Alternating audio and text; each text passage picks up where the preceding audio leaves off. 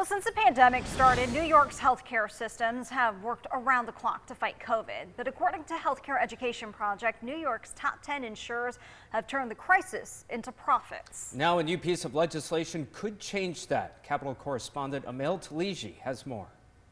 When insurance companies are taking profits that are at record levels and taking that funding to other states, there's something wrong with that. So what we're doing is we're rectifying it. We're making sure that the profits that are being taken outside of New York State are actually taxed at 9.63% and reinvested back into New Yorkers. Senator Tim Kennedy, a key sponsor for the Reinvest in New York Healthcare Act, says with his legislation, the tax funds will go towards New York's most distressed hospitals, who have felt the impacts over the last 2 years. The pandemic, it was just kind of crazy to see how, we're really reliant on our people, but it's really hard to show them how much, we appreciate that when, we just don't have the funding or we don't have anything to, say, hey, thank you with.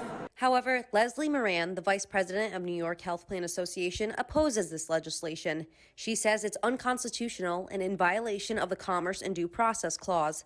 Moran says the state already taxes health insurers to the tune of $6 billion a year, and this bill would unfairly double tax health insurers.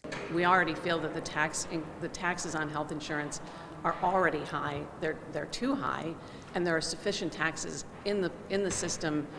And if we reallocated some of those taxes to support the struggling hospitals, that would be a better use of resources that already are in our state coffers. This is the first time this legislation has been brought to the floor. The sponsors of this bill hope to see it pass this session as a way to make New York healthcare systems as strong as possible.